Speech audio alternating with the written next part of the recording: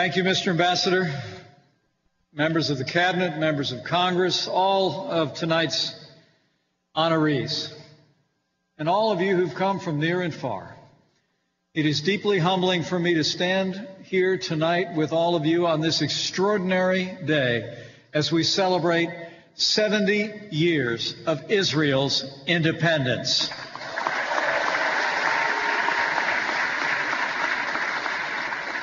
And I bring greetings and congratulations from a leader who has done more to bring our two countries closer together in a year than any president in the past 70 years. I bring greetings from the 45th President of the United States of America, President Donald Trump.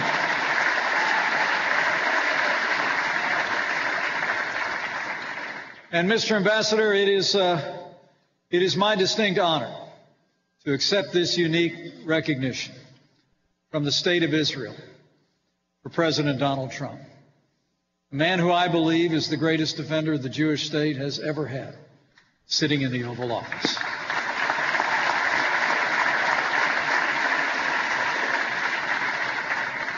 I know the President is honored by this expression of the high esteem and great affection of the people of Israel, and I'll make sure that medal is on his desk first thing in the morning.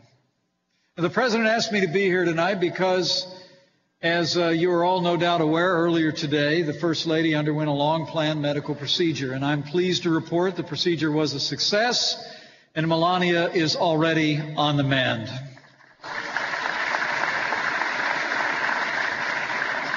And I know I speak for people everywhere when I say Mrs. Trump is on our hearts. We're praying for her speedy and full recovery and look forward to her returning to her work, making a difference in the lives of our nation's children.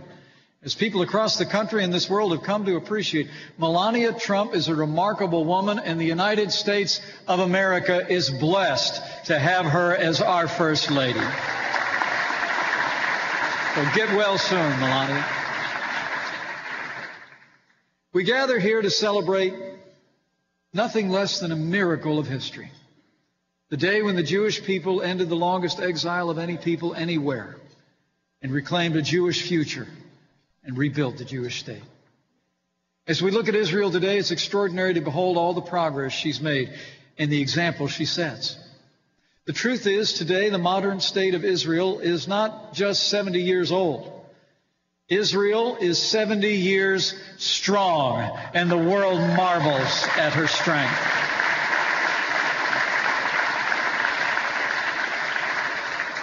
The United States of America was proud to be the first nation in the world to recognize the State of Israel 7 decades ago. And just as President Truman made history then, President Trump made history now. And thanks to the President's leadership, almost exactly 70 years to the minute from the rebirth of the Jewish state, the American Embassy officially opened in Jerusalem, the capital of the State of Israel, today.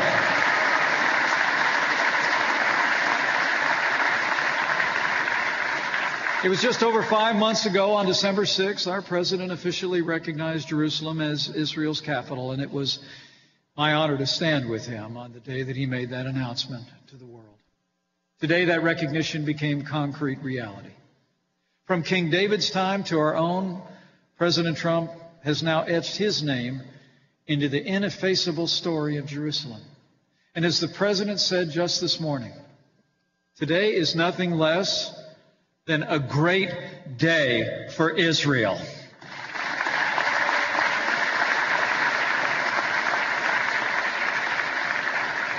And our administration was proud to send a remarkable delegation to mark this milestone, a delegation of 250 leaders in Congress, leaders from our administration, the President's daughter, Ivanka Trump, and his son-in-law, Jared Kushner. And to Jared, who's on his way home as we speak, after an unforgettable day, let me just say, Jared, your moving remarks this morning will stand forever as a testament, not just to our country and the Jewish people, but to you and your family.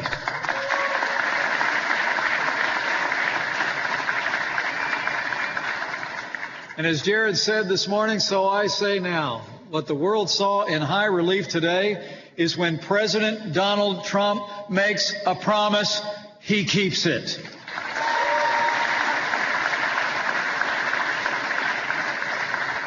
By finally recognizing Jerusalem as Israel's capital, the United States has chosen fact over fiction. And fact is the only true foundation for a just and lasting peace. As President Trump made clear this morning, our greatest hope is for peace. And as Jared also said, the United States of America is prepared to support a peace agreement in every way we can. We believe that peace is possible for both sides to gain more than they give, so that all people can live in peace, safe from danger, free from fear, and able to pursue their dreams. You know, Jerusalem is a city whose very name means peace.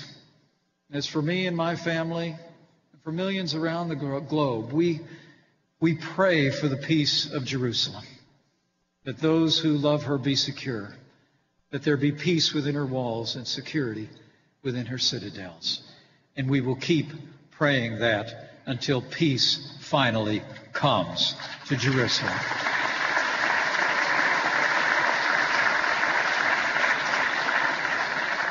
And while any peace will undoubtedly require compromise, you can know with confidence, under President Donald Trump, the United States of America will never compromise the safety and security of the State of Israel.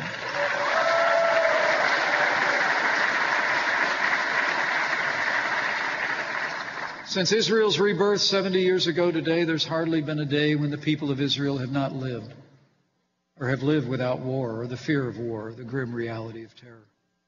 The United States and Israel have long stood together to confront the evil scourge of radical Islamic terrorism, and today we renew our pledge to stand shoulder to shoulder as we drive that menace from the face of this earth. As we demonstrated last week, the United States is once again leading the free world in standing up to the leading state sponsor of terror when President Trump withdrew America from the disastrous Iran nuclear deal.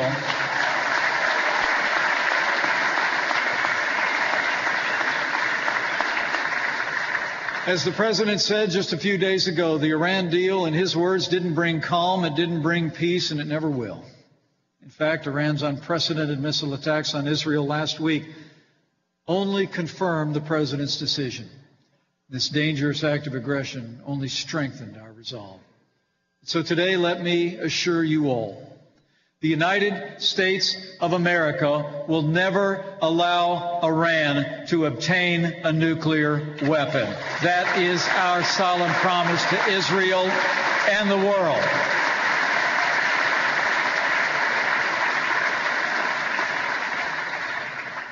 For 70 years, we've marveled at all the Jewish state and the Jewish people have endured and accomplished. How unlikely was Israel's birth, how more unlikely has been her survival, and how confounding against the odds, both past and present, has been her thriving. In 70 short years, Israel has become one of the freest, strongest, and most prosperous nations on earth. Its booming high-tech startup nation has turned Israel into a global economic powerhouse that's benefited the whole world with untold innovations in agriculture, medicine, information, nanotechnology, and so many other areas of human endeavor. The citizens of Israel have awed the world with the strength of their will, the nobility of their character, and the steadfastness of their faith. They have, in a very real sense, over the past 70 years, turned the desert into a garden, sickness into health, scarcity into plenty, and despair into hope. And what has been true for the past 70 years, I know will be true for the next. One unalterable truth stands in evidence at this gathering and all across the world. As it has been in the past, so it shall be in the future. America stands with Israel.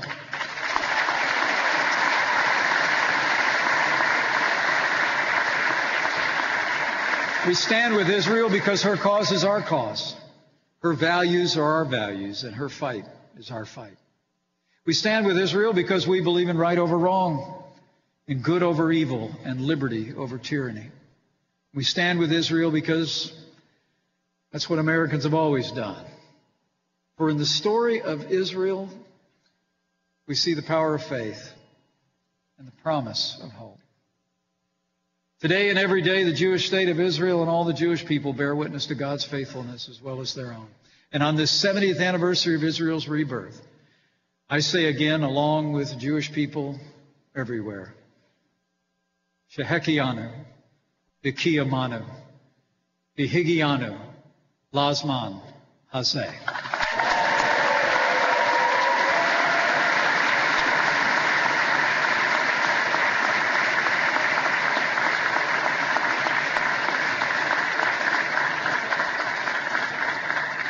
So thank you for giving me the honor of sharing this evening with you and accepting this well-deserved recognition from the state of Israel for President Donald Trump. And on behalf of the President and all the American people, on this big day for Israel, we say, Mazel Tov.